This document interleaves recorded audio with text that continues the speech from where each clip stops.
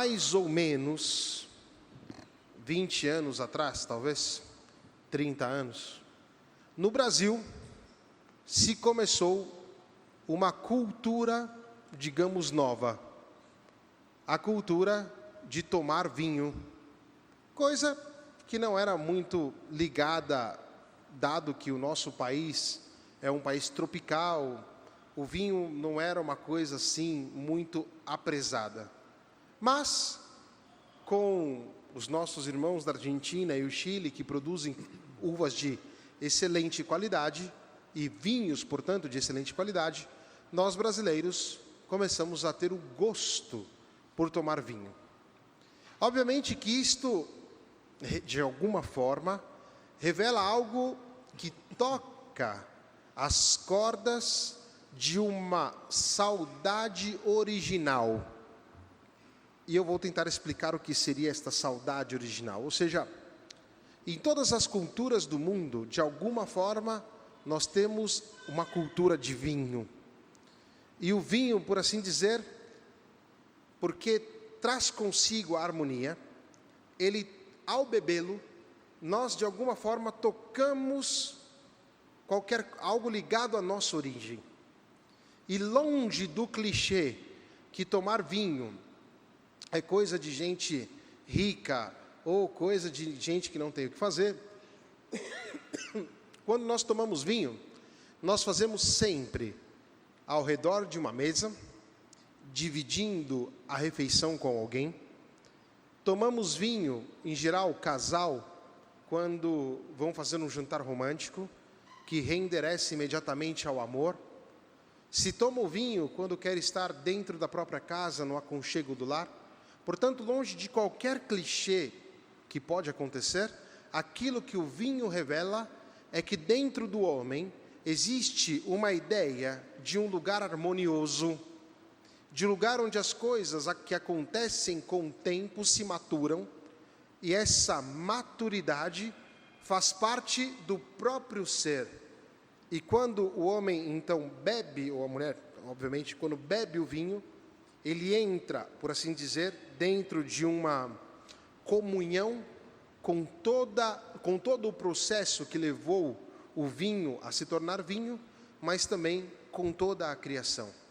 E de fato, o vinho, ao representar isso, nos manda, por assim dizer, para a origem. E de fato, o tema de hoje das leituras é sobre os vinhedos. E por que estou falando de vinho, eu vou explicar no final. Exatamente porque o vinho, eu vou explicar no final, vou explicar agora. Porque estou falando de vinho? Porque o vinho é o produto nobre final de uma colheita de uvas. Ou seja, segundo a tradição bíblica, a bebida mais nobre que existe é o vinho. Não à toa, Jesus Cristo utiliza a comida mais nobre, o pão, e a bebida mais nobre, o vinho, para a ceia eucarística, que se transformam no seu corpo e no seu sangue. Quando nós lemos a Sagrada Escritura, e aqui nós vamos entrar agora nos vinhedos, nós temos no livro da Gênesis a experiência de Noé. Noé sai da arca, e a primeira coisa que ele faz quando sai da arca é plantar uma vinha. Plantar uma vinha. Ele não se preocupou de plantar batatas ou de plantar repolho, cenoura, não. Ele plantou uma vinha. E mais uma vez se retoma esta memória, por assim dizer, natural do homem, de uma harmonia, de algo que aconteceu, ou seja, de um mundo harmônico.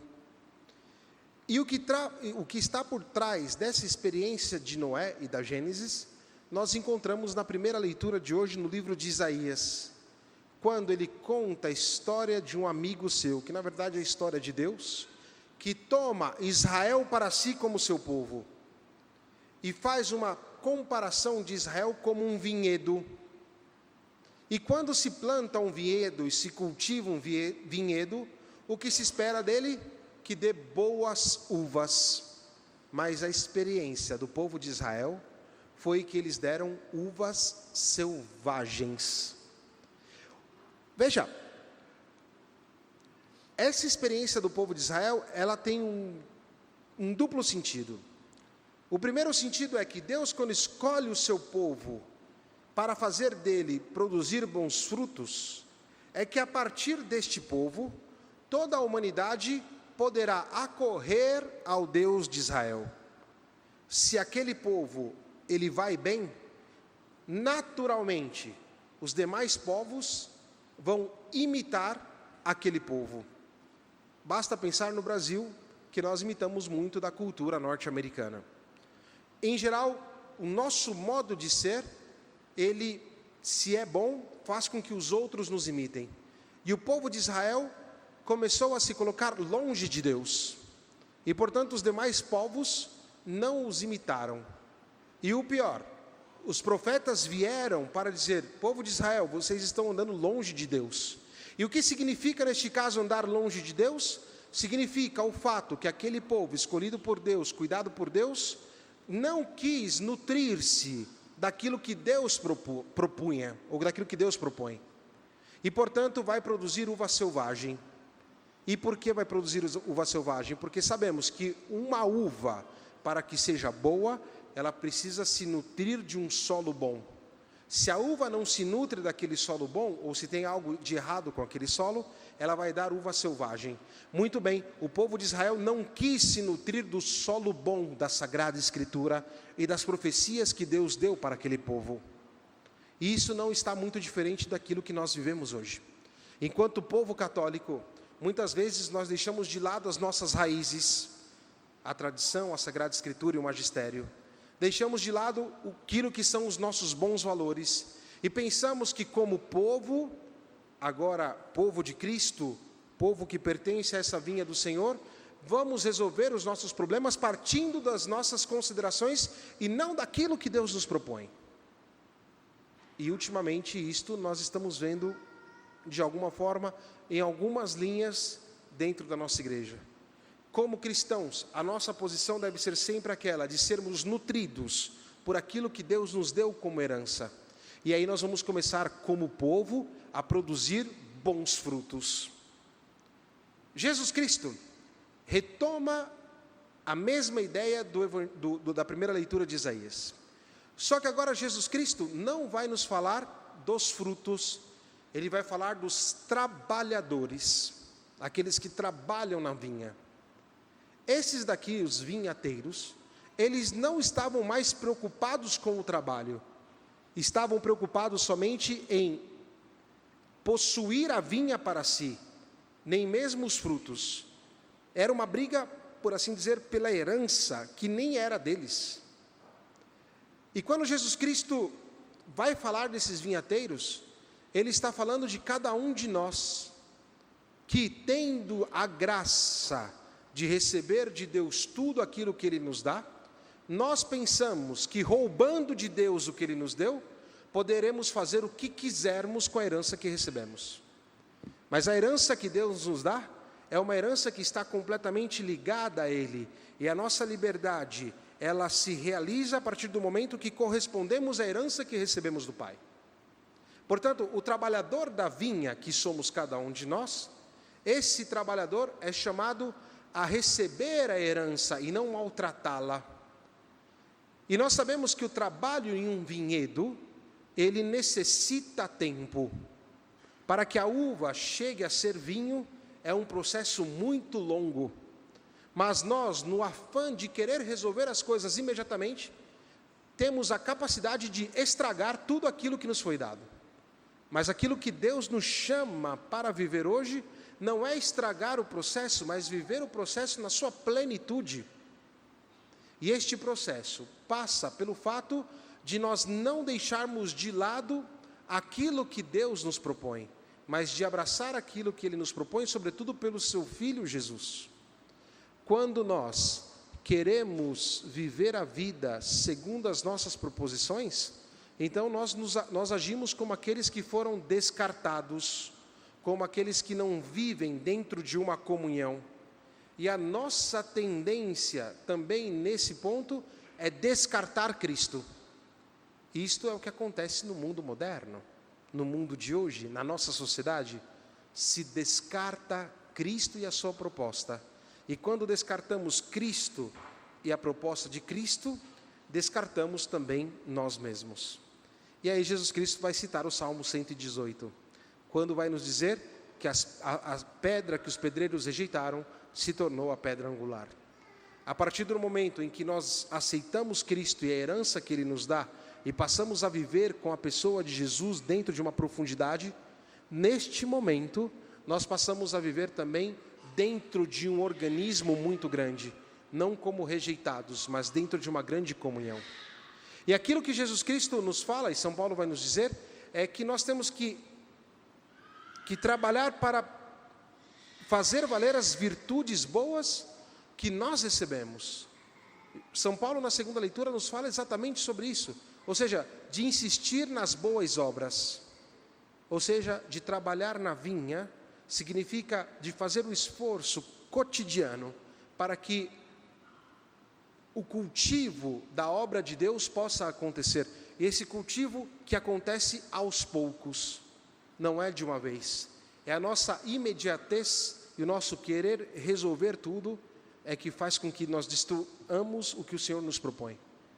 Mas quando nós nos colocamos dentro daquilo que o Senhor nos pede, agora a vinha passa a se produzir. E entramos dentro de um conjunto harmonioso. Passamos a trabalhar na vinha e as uvas não são desperdiçadas. Ao contrário, elas são elevadas. E aonde nós encontramos o máximo desta uva, do fruto desta uva? Aqui, na Eucaristia. Jesus Cristo que dá o seu corpo e o seu sangue para nós. Veja que Jesus Cristo faz o discurso desta parábola aqui em Jerusalém, quando estava já para morrer. Ou seja, ele retoma, por assim dizer, esse nosso desejo profundo de bem, porque nós temos isso no nosso coração.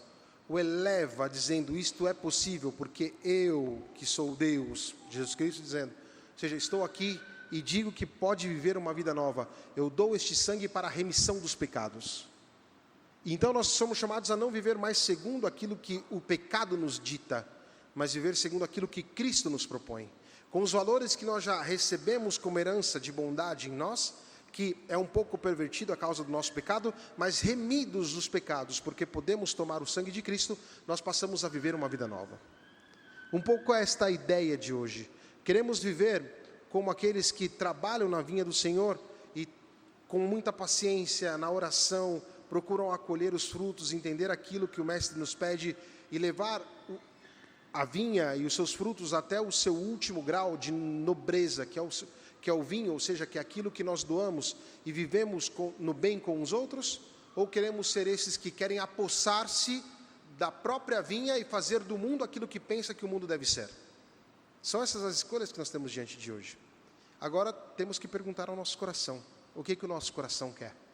Eu tenho certeza que todo mundo aqui quer como imagem essa ideia do vinho partilhado. Ou seja, quando estamos com os amigos, quando estamos vivendo um momento legal com a pessoa com que nós amamos, quando estamos dividindo uma mesa e a comida que está ali, sempre acompanhados de um bom vinho. E este vinho é o que alegra o coração, vai também nos dizer São Paulo.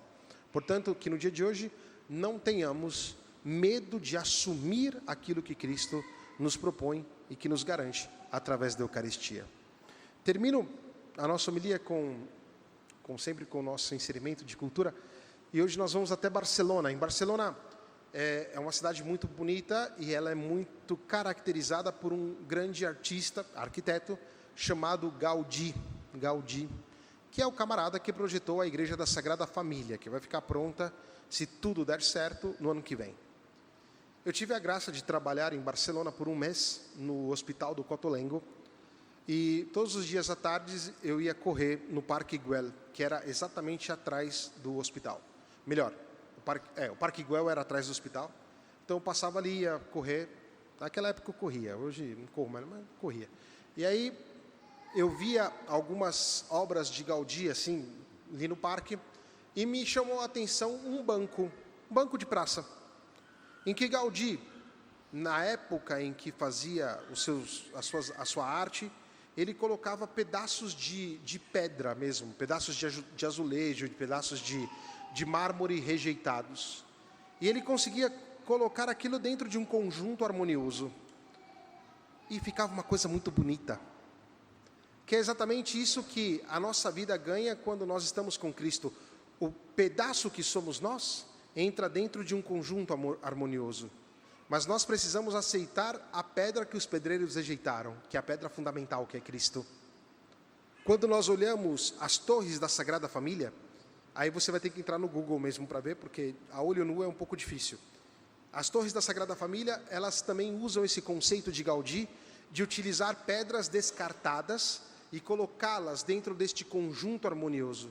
E forma obras verdadeiramente belas e que chamam a atenção e aquilo que se espera dos cristãos. Ou seja, saber viver, cada um de nós aqui somos um pedaço de graça que luta contra o pecado. À medida que nós entramos dentro desse conjunto harmonioso, partindo da Eucaristia, nós formamos a face da igreja, e essa face pode ser muito bonita. Mas nós não podemos querer ser um pedaço isolado, porque um pedaço isolado é somente uma pedra descartada.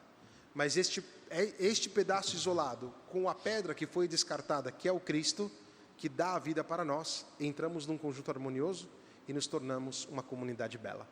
Que Maria Santíssima nos ajude, que assim seja. Amém.